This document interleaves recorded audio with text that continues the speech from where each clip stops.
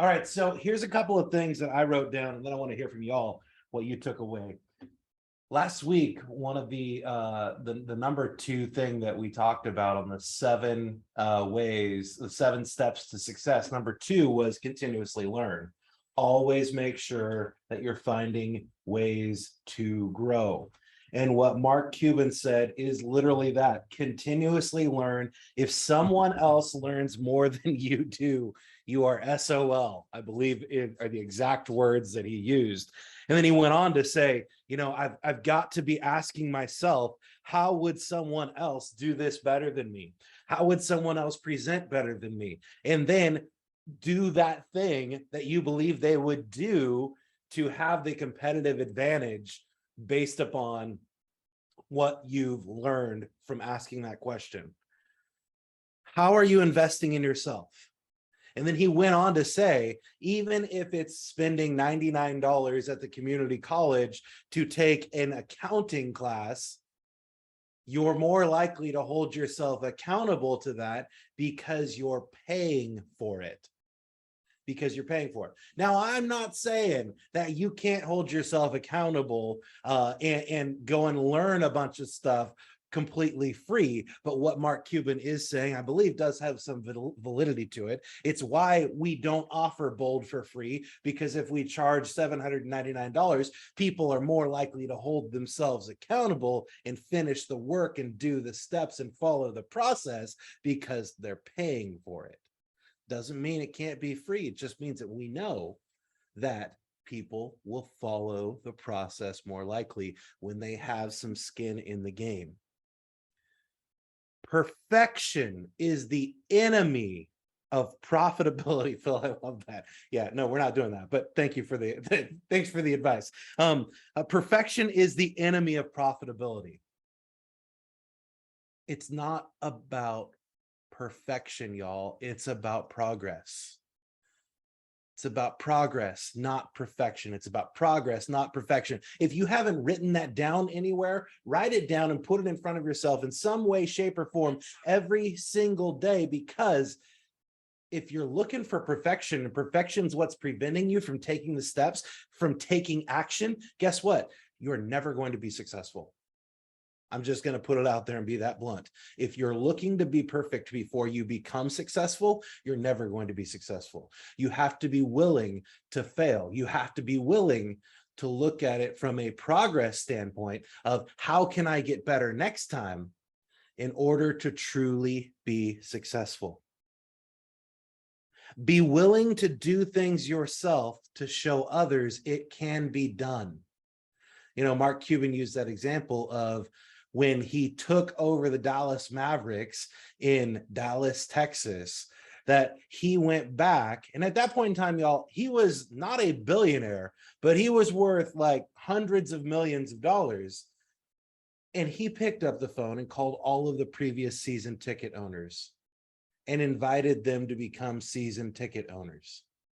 Now, y'all, I wish that I could have been a season ticket owner prior to that, just so I could have received a call from Mark Cuban, because the questions I would ask that guy, man, he would have no idea what's coming. That's for sure. But be willing to do things yourself to show others it can be done. If we're leading a team, if we're asking our clients to do something, we've got to show them it can be done if they have limiting beliefs around it.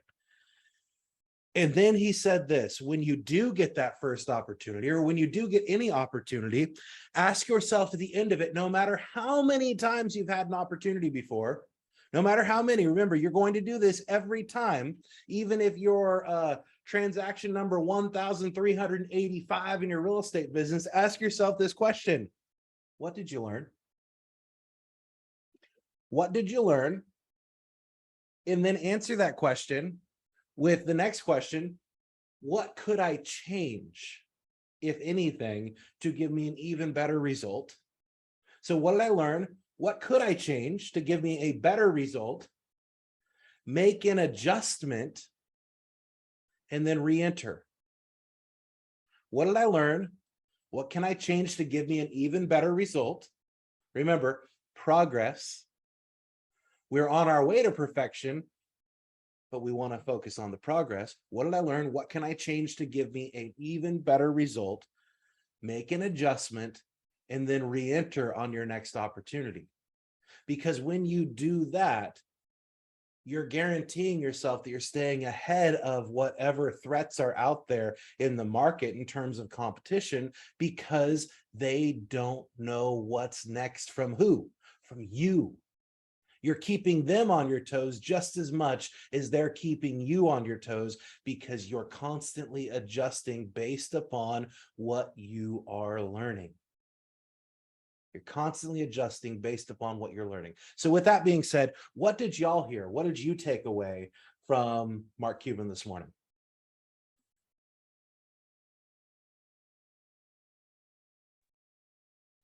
Scott, this is Michelle. Good morning, Michelle. Good morning. One of the things that popped in my head was always having to be 2 steps ahead. Yeah.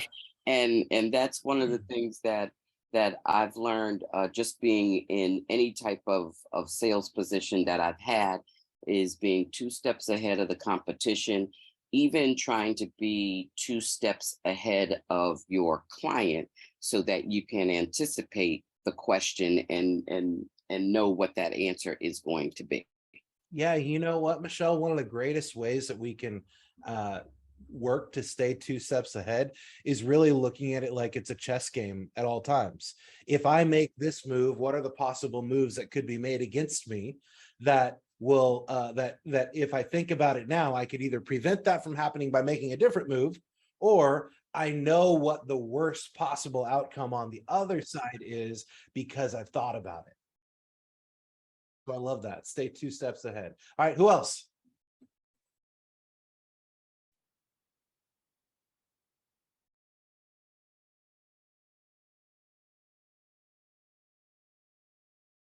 Any other thoughts? Well, I think to your point, this is Michelle Brooks. How are you? Good morning, Michelle. Good I'm morning. wonderful. So to your point, a few things. The paying people who pay attention for sure. And so you've got to invest in you, period. Yeah. Whatever that means. You just got to put it out there and you got to go and make it happen, because like you said, the process is more important than the perfection. And I think we all go, well, if I do this, if, and then, that like, well, just go, just do, because you're going to be surprised at the result that might happen. Absolutely. And don't let the fact that education is important be the reason you're not out there doing, because you say, I've got to learn. Look, I would love to tell you that every single one of you should be in the market center every single day in every single one of the classes that we have. Yet if you were doing that, you wouldn't be out there actively implementing the things that you learned in the last class.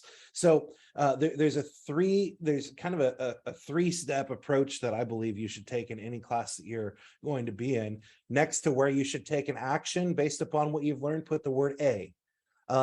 Next to where you should make a change based upon what you've learned, write the word C. And then one of the highest forms of learning is actually the willingness to go and teach someone else. So next to the thing that you want to challenge yourself the most on, put a T. So act, change, teach. That's a 3-step approach that you can implement in any class that you ever go into. And then truly take some action within 24 hours of whatever your class you're going into, because if you do that, your likeliness of actually implementing what you've learned is much higher. So thank you, Michelle. I appreciate that. You're welcome. Phil, did you have something you were going to say? Yeah. So, one quote that keeps popping into my mind every, when I was listening to that video, was imperfect action beats perfect inaction. Yeah. Meaning, and really that's kind of the foundation of how I built my business around, shooting videos in the neighborhood, things like that. Right. Yeah.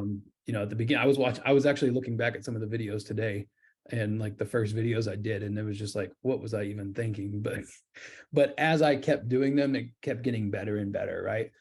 The other thing, was talking about the learning and making, he mentioned that he wanted to be the most knowledgeable person, not only in his industry, but I take that to even smaller as, if we're in neighborhoods and we're farming neighborhoods, right? There's chances are there's multiple agents in that neighborhood. Be the most informed person you can be, or agent you can be for the neighborhood, because it's going to reflect in the conversations you're having with your neighbors and potential clients. Yeah, and one of the while we're on that, ask yourself the question: even if you are living in a neighborhood that you're farming, and let's say this neighborhood has community events and things like that, like your neighborhood does, Phil, and you realize that the way that they are sharing what's going on in the neighborhood could be done in a greater way, use that to your advantage and implement that for yourself, like you've done, Phil. Do you mind just sharing what you do every single week? Sure. So we have on our neighborhood Facebook page, the only day you're really allowed to post of, anything promoting your own business is on Wednesdays. And it's, so I tend to make an event out of it called Business Wednesday, with a video. And a lot of times they're just quirky little, videos to make people laugh. Sometimes they're, I tend to have a schedule. So I'll do like a market update one week. I'll do a funny video one week. One time we had like a random tent pop up in the neighborhood, and I want to put a for sale sign in front of it and stuff like that. And then another week is like business shout outs, right? Highlighting another small business in the neighborhood, right? To kind of give back to the community in a way that, they might not actually be seen really. I say that, it's kind of weird saying that like that, but I've developed kind of a following through the neighborhood with this, and it's given me some kind of like false celebrity within the neighborhood, I guess I could say. I don't know how to describe that, but so people watch what I'm putting out. So when I'm highlighting another business, excuse me, people are actually seeing that, and a lot of the business owners come back to me and they're like, "Hey, Phil, we've got 3 orders from that video we just did on Wednesday." I was like, "Cool," like that really helped, like makes me happy. But yeah, and now they're more likely to give you referrals, right? Yes, I'm getting a lot of those. And then one other thing that you do that I wanted to bring up is you noticed that the neighborhood wasn't very good at sharing the events in the neighborhood. Oh, yes. So you created a separate post every week that has nothing to do with your business, where you're just adding value, right? Correct. Yep. So the neighborhood spotlight post brings together what food trucks we're having coming in this week, things like that. So nice. All right. Thank you, Phil. Rosario, I saw your hand was up.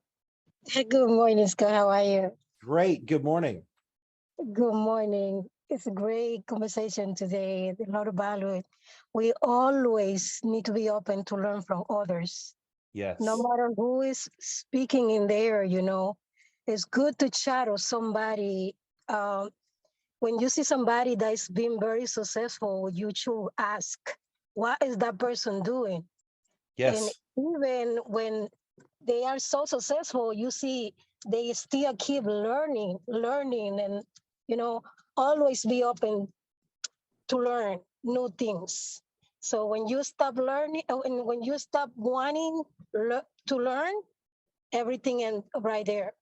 Amen to that. There is no finish line to learning. We can constantly be learning new things. And, some of the most inspirational people that I've seen are those people who are in their 80s and 90s who have gone back to college because they wanted to get their degree. I think that is so freaking cool that they would go and do that. So make sure you're taking action on the things you're learning as well. And with that being said, I'm going to end it the same way I always do. Ladies and gentlemen, everything that you want in your life is possible. In order to get it, though, you're going to have to choose to get just a little bit more uncomfortable than you are today, moving toward what it is that you want. I appreciate you all being here today, and I look forward to seeing you tomorrow. Have a great day, everyone. Talk to you later. Thank you. Bye.